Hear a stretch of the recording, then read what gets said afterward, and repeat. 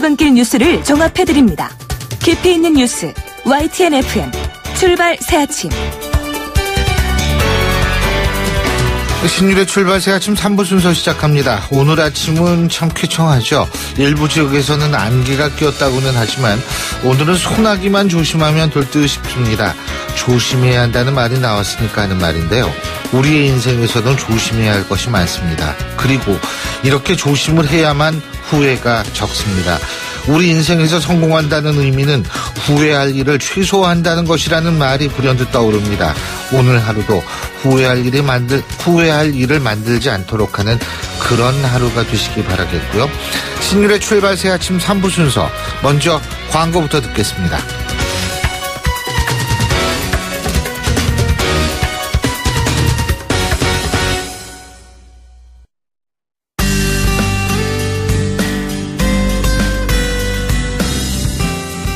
안녕하세요. 시민발언대 리포터 이혜미입니다. 6.19 부동산 대책 이후에 집값이 계속해서 오르면서 추가로 부동산 대책이 발표될 예정인데요. 집값이 잡히지 않고 있는 요즘 시민들은 어떻게 느끼고 있는지 의견 들어봤습니다. 가뜩이나 지금 너무 물가가 많이 올라서 그러는데 집값마저 이렇게 부동산 가격마저 이렇게 올리면은 그러면 참 서민들은 어떻게 살아가야 할지 참 이건 너무 한숨만 나옵니다. 서민들 좀 배려하는 정책이 나왔으면 하는 게 제 바람입니다. 그게 한 번에 해결할 수 있는 일은 아닌 것 같아요. 다양한 사람들이 사는데 한 번에 다 좋다고 할 수는 없는 거잖아. 다양한 의견이 있는 거니까 조금씩 바꿔가는 게 저는 맞다고 생각해요.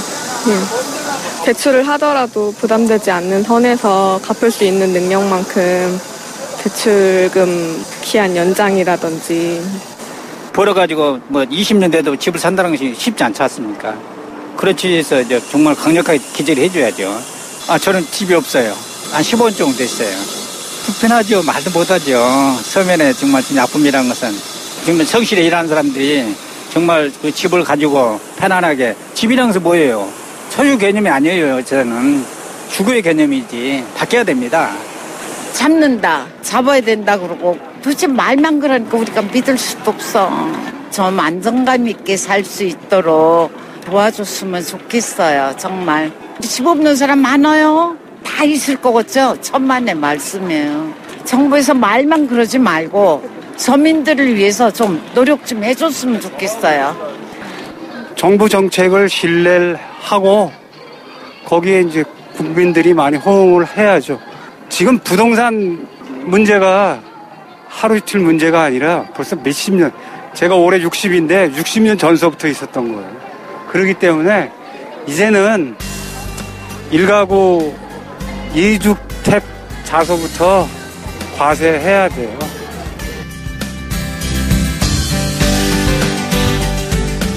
월급 빼곤 다 오른다는 말처럼 이 천정부지로 오르는 집값을 잡겠다면서 정부가 부동산 대책을 내놓은 지 약 50일 정도가 지났습니다만 야속하게도 부동산 값은 계속 오르기만 했는데요. 사람들의 불만이 높아지니까 정부가 다급하게 오늘 추가 대책을 발표한다고 하죠. 현재 보도된 내용을 보면 서울 강남 지역 등등 이 아파트값 상승을 주도한 지역을 투기 과열지구로 지정하는 방안을 검토하고 있다고 하는데요. 양도소득세를 강화하면서 다주택자를 겨냥한 대책도 포함될 거라는 얘기가 나오고 있습니다. 이번 대책 끝없이 치솟는 집값이 안정될 것이라는 국민들의 기대를 채워줄 수 있을까요? 앞으로의 추이는 지켜봐야 할 것 같습니다만 확실하고 분명한 것은 땅과 주택은 절대 투기의 대상이 돼서는 안 된다는 점입니다.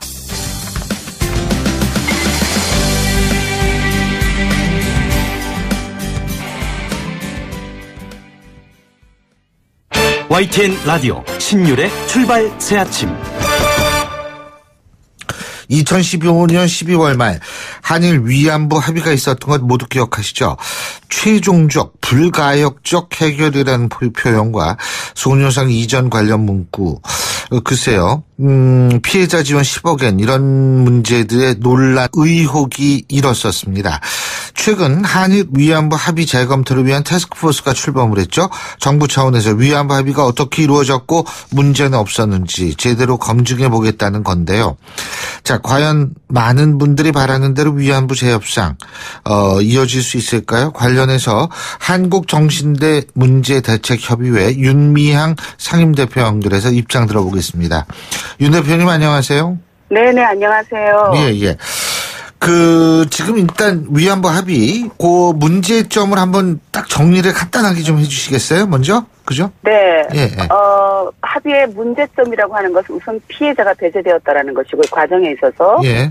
그래서 따라서 피해자의 요구가 반영되어 있지 않았다라는 것이고요. 예. 무엇보다도 일본 정부가 가해 주체라는 것도 인정하지 않았고, 예. 범죄라는 것도 법을 위반했다라는 것도 강제성도 법적 책임도 인정하지 않은 내용이었어요. 예. 단지 군의 관여라는 표현이 들어갔고 군의 관여의 표현의 입장에서 정부의 책임이 통감되었고 예. 그러니까 일본 정부가 한 것이라고는 10억 엔을 국제개발도상국에 지원하는 그런 지원금으로 한국의 화해치유재단에 10억 엔을 출연하는 예. 그것이 내용이었어요. 그러니까 그런 내용에 한국 정부가 약속한 것은 이것으로 최종적이고 불가역적인 해결이다. 다시는 국제사회에서 제기하지 않겠다. 소녀상을 철거하도록 노력하겠다. 이와 같은 굉장히 인권 침해 피해 문제를 해결하는 데 있어서는 뭐라고 할까 기준조차도 도달하지 못하는 그런 합의가 채택이 된 거죠. 그리고 발표된 거죠. 제가요, 궁금한 네. 게, 일단 첫 번째, 네. 박근혜 정권 때 소녀상 철거 이 문제는, 사실이 아니다. 이면 합의 없었다. 이렇게 주장하지 않았나요? 그때? 네, 계속 그렇게 이야기를 했죠. 근데 그죠? 명확하게 그날 당일날 발표할 때도, 예. 윤병세 외교장관이 소녀상을 철거하도록 관련 단체와 협의하는 등 노력하겠다라는 발언을 명시를 합니다. 그리고 그 이후에 계속해서 일본 정부가 한국 정부는 이면 합의가 없었다. 그리고 네. 합의 내용 속에서 거론조차도 되지 않았다라고 얘기를 했는데 합의 이후에 일본 정부는 줄기차게 예. 소녀상 철거가 합의 내용의 조건인 것처럼 그렇게 계속 이야기를 하죠. 압박을 하고. 자, 그러면 하나하나씩 좀 짚어보죠. 이번에 태스크포스가 이제 출범을 했죠. 그죠? 예? 네, 그렇습니다. 그러면은 첫 번째 가장 중요한 태스크포스가 해야 될 일이 이면 합의의 존재 유무를 밝히는 일 아니겠어요? 어떻게 보십니까? 사실은 그렇습니다. 그죠? 네, 사실은 이면 합의가 있었는지 많은 어떤 그런 징조로 볼 때 전후의 맥락으로 볼 때 분명히 이면 합의가 있었을 것이라고 추측이 되어 왔고 또 그런 일본 정부의 입장에서 그런 내용이 나왔었어요. 특별히 우리 정부의 어떤 행정 조치 속에서도 한 피해자 가족이 이 화해치유재단에 뭔가를 물어봤을 때 그것은 여성가족부에 물어봐야 된다. 여성가족부에 물어봤을 때는 그게 일본 정부에게 물어봐야 된다. 그러니까 여러 가지 뭐라고 그럴까요? 위안부 문제와 진행되는 과정에 있어서 이거 분명히 뭔가 있었구나 하는 것을 드러내는 그런 암시들이 여러 곳에서 드러났어요. 그러니까 이면 합의가 있었는지 명백하게 밝혀야 되고 그것을 통해서 왜 이런 합의가 일어났는지 명명백백하게 피해자들도 알 수 있게끔 국제 여론도 알 수 있게끔 그렇게 보고돼야 된다고 생각을 합니다. 바로 그 또 외도 중요하거든요. 제가 네. 얼마 전에 어떤 자리에 갔었는데 아니 왜 위안부 합의를 그 모양으로 했는지 그 이유가 뭐냐고 어떤 사람이 저한테 물어보는데 제가 알 수가 있어야죠. 예? 사실은 그렇습니다. 그러니까 예. 불과 8.15 예. 그러니까 우리 것은 광복 70주년이었고요. 예. 일본은 패전 70년이었죠. 예. 패전 70주년 아베 다마에서조차도 위안부의 위자도 나오지 않았어요. 그래서 그때만 해도 외교부 입장은 뭐였냐면은 힘들다. 위안부 피해자들이 요구하는 것처럼 합의가 이루어지는 것도 힘들고 일본 정부가 전혀 우리 예. 측의 요구를 그러니까 한국 정부 측의 요구를 받아들이지 않고 있다. 그런 입장이었고요. 그리고 제 기억으로 그러니까 12월 28일 한일 합의가 있기 약 2달 전쯤만 해도 네. 외교부 당국자의 입장에서 어떤 얘기가 나왔었냐면은 올해를 넘길 것 같다 이런 얘기가 나왔었어요. 그런데 갑자기 정말로 4일 만에 이뤄졌잖아요. 네. 12월 24일에 아베 총리가 그것도 우리 정부 측에서가 아니라 아베 총리가 연내 타결을 목적은 이미 정해져 있어요. 연내 타결을 목적으로 기시다 외상을 보내겠다. 그게 24일이었거든요. 그리고 27일 날, 3일 만에 27일 날 한국과 일본 정부의 당국자, 그러니까 동북아 아시아 국장의 그 협의가 이루어지죠. 예. 그리고 바로 그 다음 날 기자회견이 이루어지는 거예요. 그리고 발표가 되는 거죠. 예. 너무나 졸속적으로. 그리고 왜 이렇게 시급하게. 왜 그랬는지가 그걸 모르겠어요. 그거를 밝혀내야죠. 그걸 왜 밝혀내야죠. 그렇게 졸속적으로 이루어졌는지를 그렇죠. TF팀이 명확하게 밝혀내야 된다고 생각을 합니다. 그리고 이면 합의 어떤 압력이 있었는지. 그리고 이면 합의 문제도 이제 밝혀내야 되는데, 자 그렇다면 그런 것들이 TF 태스크포스 팀의 이제 과제라고 얘기를 한다면, 숙제라고 한다면, 제가 좀 여쭤보는 게 이런 거를 밝혀내기 위해서 구성원들은 어떻게 구성이 돼야 된다고 보시고, 지금 구성원들은 어떻게 평가하십니까? 사실 좀 안타까운데요. 네. 그러니까 검증팀을 검증을 하겠다라는 것이 이 정부 들어서서 이제 강경화 외교장관이 임명 당시부터 계속 하던 얘기였어요. 그러면 관련 민간 단체들이라든가 피해자들이랑 어떤 분이 좀 되었으면 좋겠느냐. 라는 소통 과정을 좀 거쳐야 되잖아요. 그러니까 12월 28일 한일 합의에 대해서도 전혀 피해자들과 단체들과 소통도 없었다.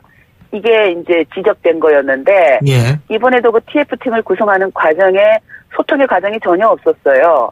그래서 이제 답답한 사람이 웅을 판다고 저희 측에서 외교부에다가 공문을 3차례 보냈어요. 한 번은 장관 면담, 다른 한 번은 TF팀 구성이 된다고 하니 또 더군다나 그게 민간 전문가들이 구성된다고 하니 이런 사람이 되었으면 좋겠다. 특별히 이제 위안부 문제가 그동안 쭉 연구해 오던 분들 법률적으로 그 법률적인 것도 이게 도대체 법적인 책임이 일본 정부는 법적 책임을 인정하지 않았다 그러고 한국 정부는 정부의 책임을 통감했으니 그거나 마찬가지다 얘기를 하는 이런 부분들이 있거든요. 그것에 대해서 명확하게 또 검증이 이루어져야 되기 때문에 그런 것을 검토할 수 있는 분들 이런 분들이 포함돼야 된다라고 해서 정확하게 이제 명시까지 해서 저희가 추천을 했어요. 그런데 답도 없었고 전혀 없었고 발표 나기 전에 이렇게 뭐라고 그럴까 이렇게 구성되었다 그리고 발표할 것이다 라고 나왔는데 아니나 다를까 위안부 관련 전문가는 아무도 없고 주로 국제관계학 중심의 전문가들로 구성이 되었더라고요. 그래서 이런 걸 보니까 약간 조금 우려스럽죠. 위안부 이 합의조차 외교적인 관계 혹은 국제관계 속에서 이걸 검증하면 안 되거든요. 그동안 드러난 것으로도 충분히 보이잖아요.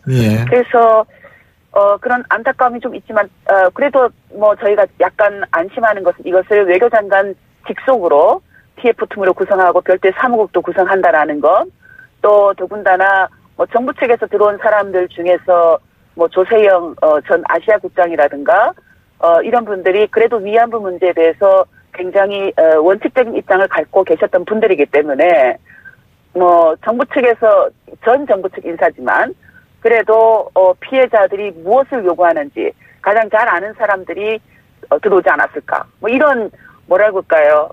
저희가 좀 앞서 나가서 기대를 한다 그럴까요? 뭐 그런 생각이 좀 듭니다. 아쉬움이 좀 많죠. 근데 그런 아쉬움이 있게끔 왜 구성이 됐을까요?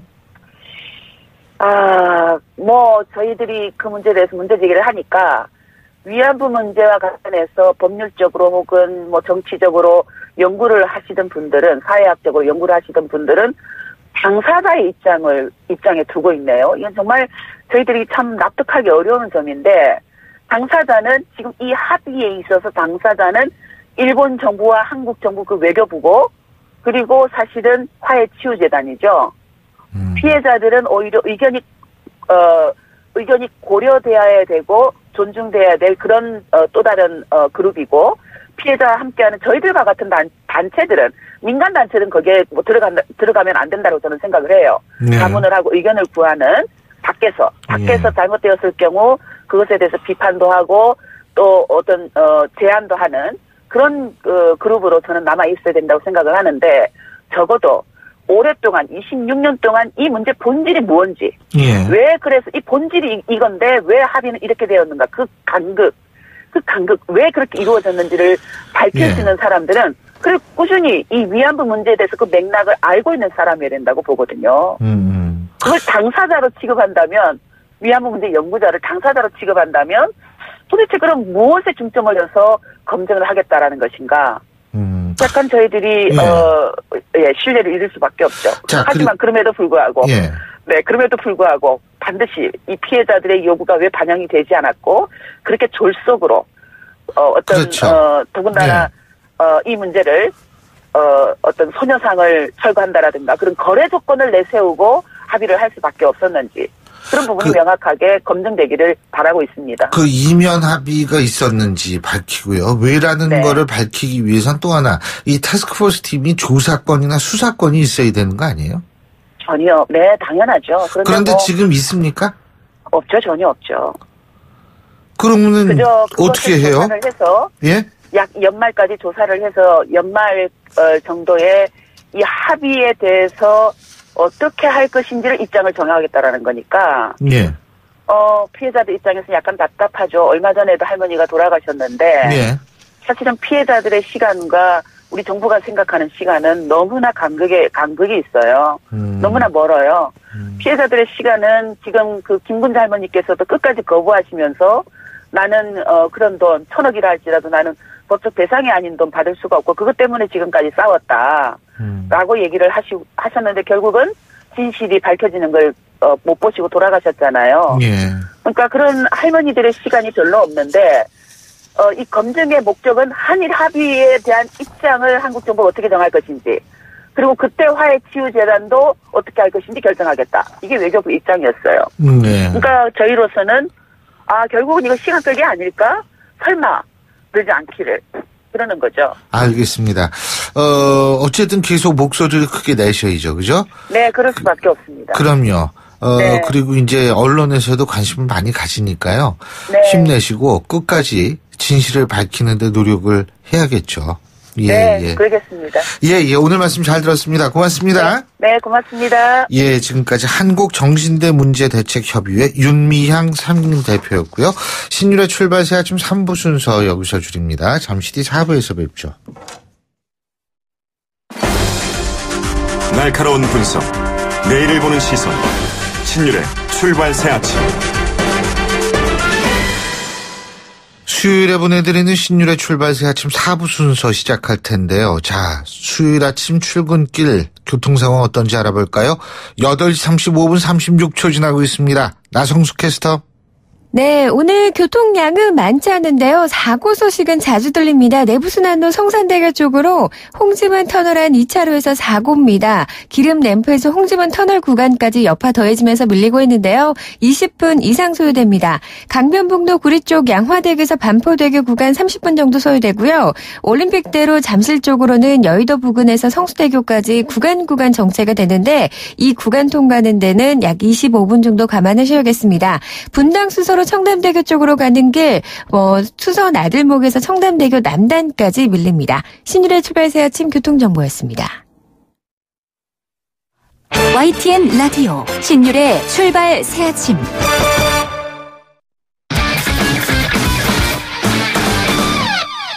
자, 스포츠 소식 알아보겠습니다. 최동호 스포츠 평론가 연결돼 있습니다. 안녕하십니까? 안녕하세요. 어제 프로야구에서 꼴찌죠. KT가 1위 팀 기아를 이겼는데 이 야구로 인생을 비교하는 이유가 이런 건가요? 이 꼴찌 KT가 이 선두 기아를 15대 7로 크게 이겼습니다. 이게 이 기아 선발 정용훈 선수를 상대로 1회에만 8점을 뽑아냈거든요. 어제 이제 이 타선이 폭발하면서 안타 19개를 몰아쳤고요. 이 기아 선발 정용훈 선수가 어제 1회를 넘기지 못하고 이 아웃 카운트 2개만 잡아내고 8실점으로 강판을 당했습니다.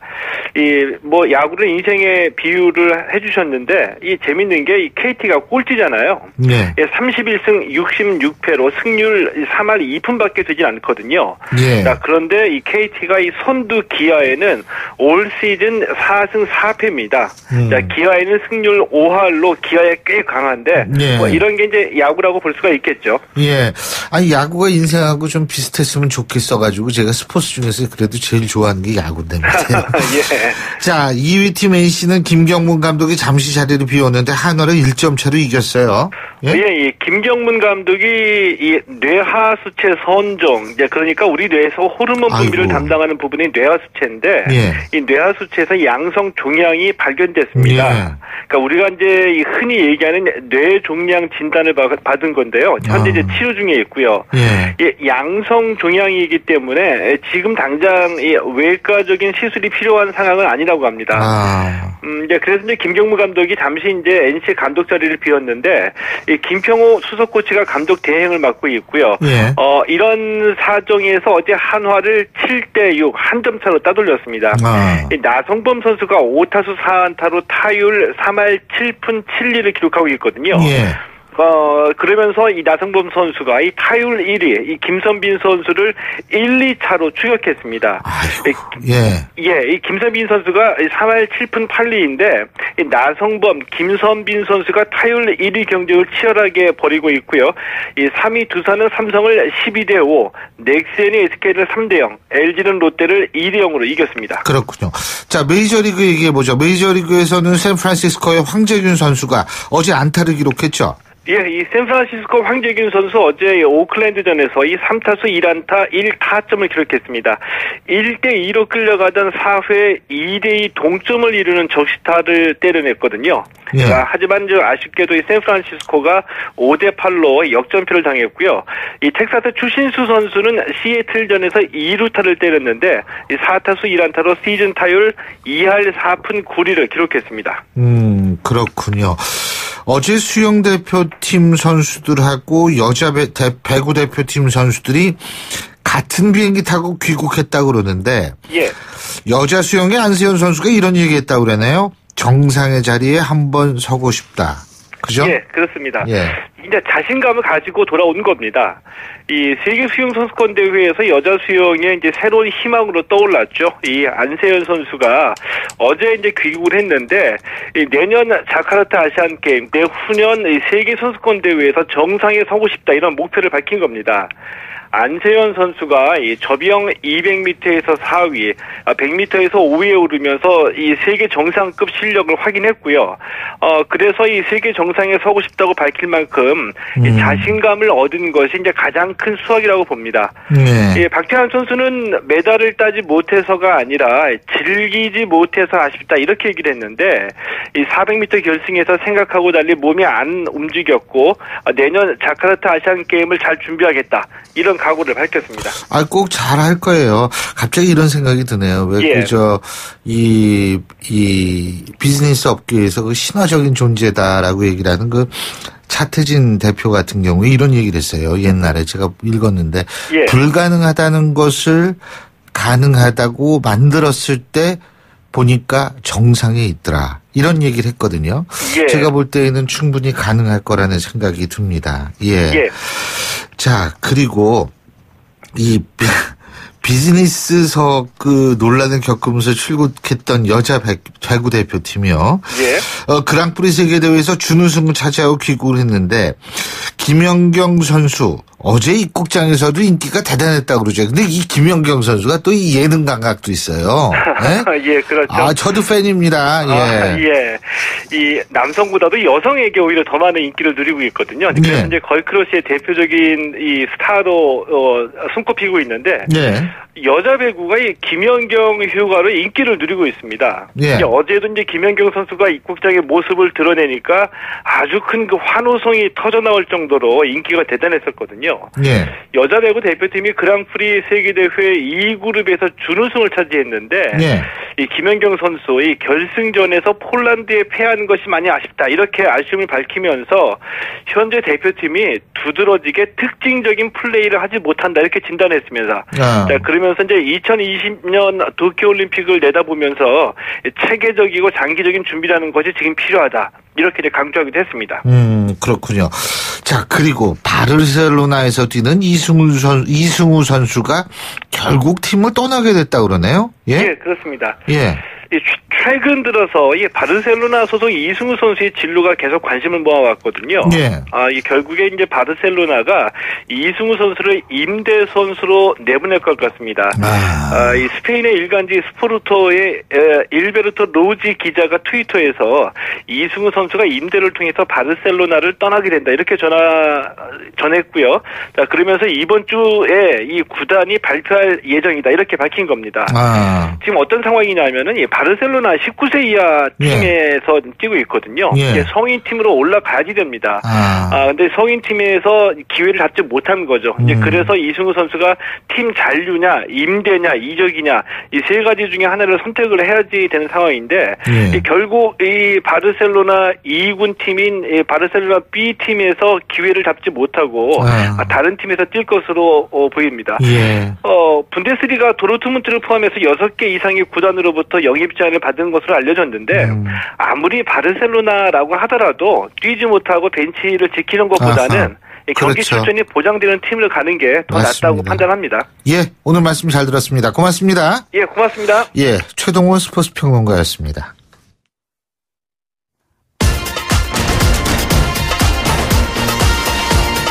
여러분이 지금 듣고 계신 주파수는 FM 94.5MHz입니다. YTN 뉴스 FM.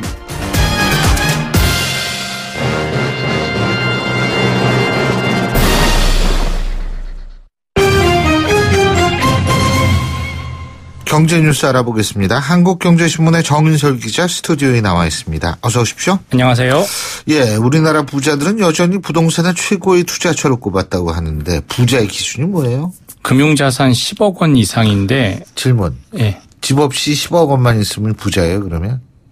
이거는 솔직히 KB금융, 보통 은행이나 금융사에서 정한 기준이니까. 그러니까 금융자산이. 그죠. 그러니까 예를 들어 예금, 채권, 펀드 이런 금융자산 10억 원 이상이면 보통 우리나라 부자들의 전형적인 모습은 최소한 절반 이상은 부동산에 있습니다. 그러니까 금융자산. 재산의 절반이. 맞습니다. 금융자산이 10억 원이면. 그럼 한 10억짜리 집이 있다. 부동산은 더 이상. 훨씬 이상에 있다라는 거죠. 강남 30평대 집만 있어도 10억 원이 넘으니까요. 그래서 집값 이런 거 금융사에서 그건 조사할 수 없으니까 본인들과 다른 은행에서 은행 금융자산 포함해 10억 원 이상은 포함되는데 신 교수님은 여기 안 들어가시나요? 그럼요. 아무튼 개인 400명을 상대로 설문조사를 했는데 이제 나이가 들어서 부자가 될 수도 없어요. 네, 마음도 부자고 그리고 인간관계, 인맥도 부자시잖아요. 고맙습니다. 자산 구성을 봤더니 우리나라 부자들은 부동산이 52% 정도 됐고요. 금융자산이 44%, 기타 자산이 3.6%였는데 요건 좀 주목할 부분인 것 같아요. 향후 부동산 경기에 대해서는 긍정과 부정이 팽팽했습니다. 27%는 오를 거다. 28%는 힘들 거다라고 얘기를 했고요. 지금 정부의 어떤 특성과 정권의 어떤 성향을 좀 본 것 같고요. 그러면서 유망한 투자형 부동산이 뭐냐 이렇게 물었더니 재건축 아파트를 1순위로 꼽았고 빌딩 상가가 두 번째, 토지 아파트 그 다음 순서였습니다. 빌딩 상가요? 요새 여기 공실률이 많아가지고 이거 굉장히 힘들다고. 맞습니다. 공실률 되게 높고요. 그런데 그럼에도 불구하고 대한민국 모든 사람들의 꿈이 뭐냐고 물어보면 새 받고 사는 거. 예, 저도 한때 그랬어요. 조물주 위에 건물주라고 하잖아요. 건물주가 되는 게 다들 꿈이라고 이렇게 얘기를 하고 있죠. 지난달 서울 아파트 거래량이 올 들어 최대였었다 그러죠. 6.19 부동산 대책이 나섰던 게 이제 2달 전이었는데 그래도 좀 효과가 있지 않겠냐 했던 걸 아니다. 별 약효가 없었다는 걸 보여준 또 통계 중에 하나인 것 같아요. 서울시가 운영하는 서울 부동산 정보광장 자료를 보면 지난달 서울 아파트 거래량은 14,564건, 올해 들어 최대였고요. 7월 거래량으로도 이 통계를 집계한 이후 최대치였습니다. 올해 상반기에는 주택 거래량이 서울 기준입니다. 작년 동기보다 줄었는데 7월부터 오히려 매수세가 증가하고 있다라는 거고요. 6월 대책에 있었는데 7월 이렇게 늘어난 건 아마도 이제 6월 19일 이전에 대책 나오기 전에 만약 그 대책 나오기 전에 반짝하고 샀던 게 있고 왜냐하면 집을 사서 60일 내에만 신고를 하면 되거든요. 그러니까 7월 거래량으로 해봐야 7월에만 사고 판 게 아니라 6월에 내지는 5월에 사고 판 것까지 7월에 다 집계가 된다는 거죠. 예. 그럼에도 불구하고 특히 강북권에서 이렇게 거래가 많이 늘고 있다라는 걸 보면 갭 투자가 아니냐 이렇게 추정을 해볼 수 있고요. 재건축 시장과 이런 갭 투자, 즉 전세가 매매가액의 차익이 적은 걸 노리는 그런 갭 투자 성향들, 갭 투자 어떤 수요들이 많은 것 같습니다. 오늘 정부 부동산 대책 발표하죠? 맞습니다. 예? 그게 딱 잡으려고 하는 게 이 재건축 시장과 이 갭 투자예요. 이 재건축은 이제 투기 과열지구로 잡으려고 하는 것 같고요. 투기 과열지구가 되면 뭐 대출, 돈줄도 제이고 14개의 규제가 새로 생긴다고 하죠. 이제 강남 3구로 한정할 거냐, 서울로 늘릴 거냐, 이걸 오늘 봐야 될 것 같고, 갭 투자를 좀 줄이기 위해서는 양도세, 2주택자 내지는 다주택자 이상의 양도세를 중과세하는 방안이 거론되고 있고, 토지거래 허가구역, 시군구에 나 이렇게 샀어요. 실거래가 얼마에 샀어요? 나 돈 어디서 얼만큼 당겨올 겁니다. 이런 자금 소요 계획을 제출하게 돼 있거든요. 토지거래 허가구역. 이 세 가지가 지금 중점적인 대책으로 거론이 되고 있고요. 오늘은 또 이제 세제 개편안도 발표를 합니다. 흔히 우리가 얘기했던 그동안 얘기했던 부자 증세. 그 얘기했던 부분이 있잖아요. 법인세 올리고 그리고 과표 기준 5억 원 이상이 있어서 소득세율을 더 올리고 3억에서 5억 원 기준도 더 올리고 이 부분도 오늘 발표를 하고 오늘 8월 2일이에요. 8월 2일이 무슨 날인데요? 빨리 하는 날이잖아요. 그래서 추워.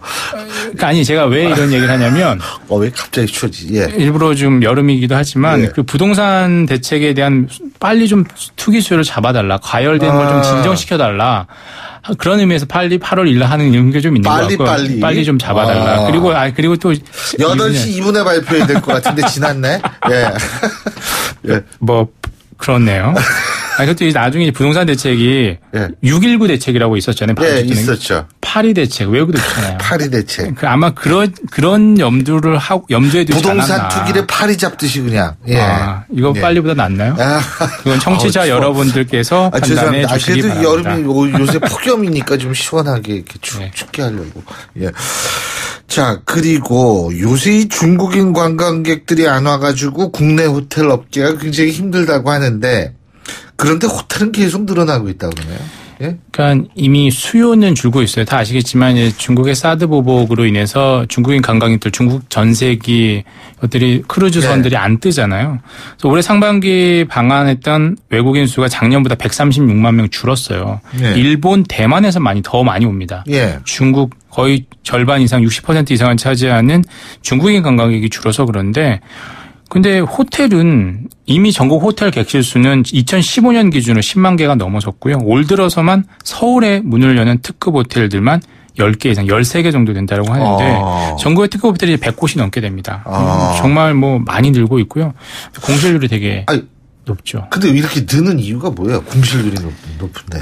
원래 이제 작년 말까지 관광 숙박시설 확충에 관한 특별법이라는 게 있었어요. 그러니까 원래 그동안 호텔 지으려면 용적률 얼마여야 되고요. 제한되고요. 건축물 높이 얼마로 낮게 지어야 되고 주차장은 이만큼 확보해야 됩니다라는 게 있었는데 이 유커들이 물밀듯이 밀려올 때가 2013년 12년 이때였는데 이때 호텔 빨리 지어야 되는 게 이런 기준을 완화해 줬던 거예요. 작년까지 한시적으로. 그러면서 호텔이 막 늘게 됐죠. 이미 건축 허가 받았으니까 땅은 확보했고 인허가 받았으니까 호텔을 지은 거죠. 호텔을 지으면 보통 2년, 3년 정도 걸리잖아요.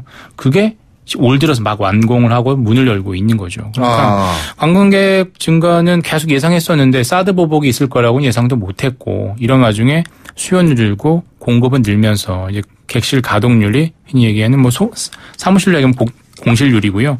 객실 가동률이 훅 떨어지고 있는 상황이죠. 근데 이제 사실 이게 이 호텔 짓는 사람들 업자들 입장에서 볼 때는 통계에 기반했을 수도 있는데 그렇죠.